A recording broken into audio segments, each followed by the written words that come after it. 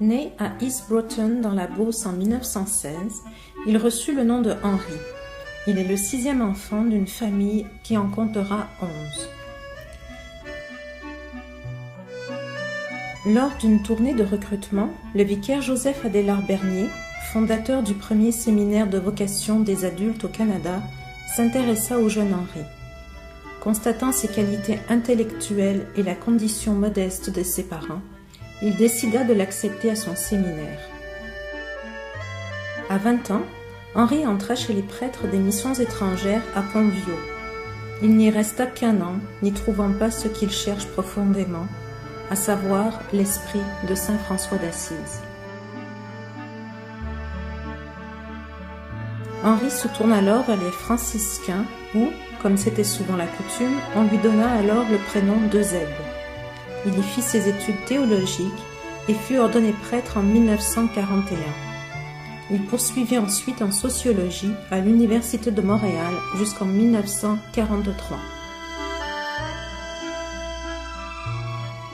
Très éloquent, il fut nommé prédicateur à la maison de retraite des franciscains à Châteauguay, où il rencontra Hector Durand, homme d'affaires et entrepreneur.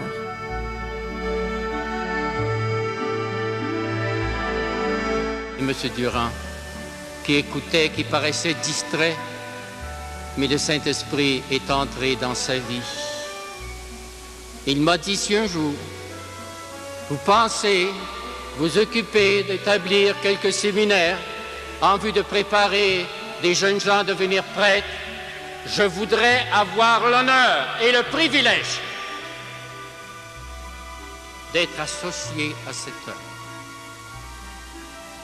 Normalement, comme vous le supposez, j'ai dû prendre son nom et son adresse.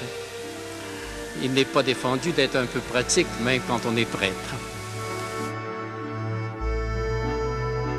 Leur étroite collaboration, dont est née la Société des Saints Apôtres en 1946, a duré 25 ans, soit jusqu'à la mort de M. Durand en 1972.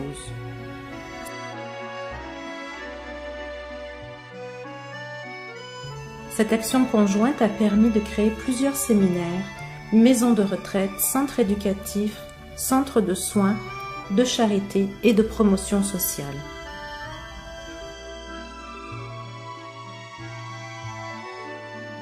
La croissance progressive des saints apôtres, d'abord au Canada, puis à l'étranger, avec le départ providentiel du Père Ménard aux États-Unis et en Amérique latine, s'est poursuivie avec la mission de formation des prêtres et des religieux, ainsi que des leaders chrétiens chez les laïcs.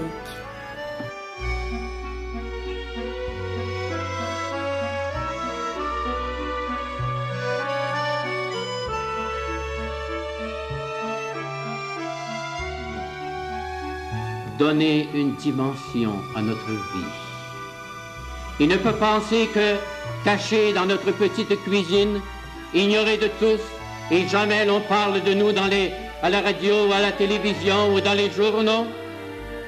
Je passe mon temps à préparer un peu de soupe, de mets pour mon époux, pour mes enfants, et que ma vie est petite, votre vie est grande.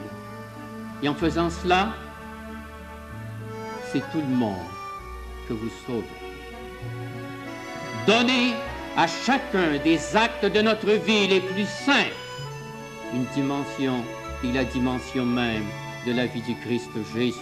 Vous êtes responsable du monde par la pratique de votre vie, l'amour que vous mettez dans votre vie.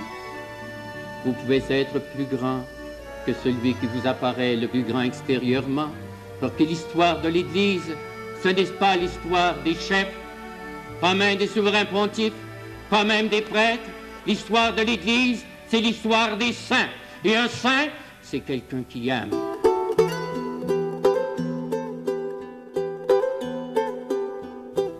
Pendant plus de 25 ans, le père Eusèbe Ménard a travaillé en Amérique latine avec, comme leitmotiv, humaniser et évangéliser. Prendre soin des pauvres et des délaissés est devenu le cœur de l'œuvre missionnaire qu'il a développée et qui est maintenant continuée par la Société des missionnaires des Saints Apôtres et la Fondation Perménard dans le monde.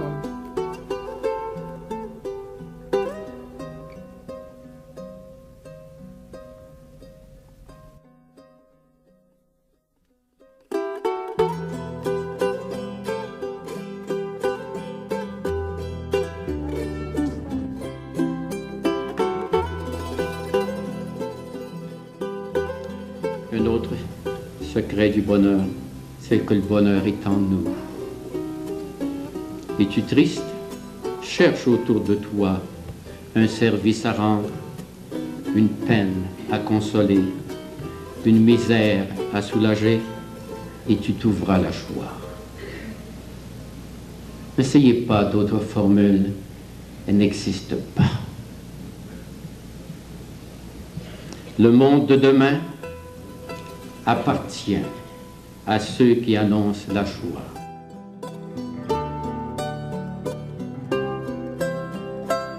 Au fil des ans, grâce à l'appui des donateurs et collaborateurs, plusieurs projets sociaux et éducatifs verront le jour dans l'objectif de former des leaders religieux et laïcs, hommes et femmes, qui travaillent pour améliorer les conditions de vie des communautés défavorisées au Pérou, au Brésil, en Colombie, au Venezuela, au Cameroun, en République démocratique du Congo, en Indonésie et au Vietnam.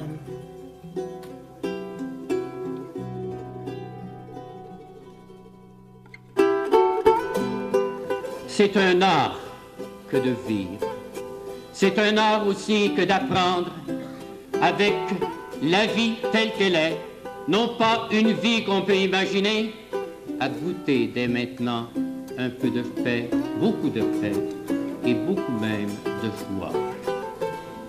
Il y a tellement de haine dans le monde.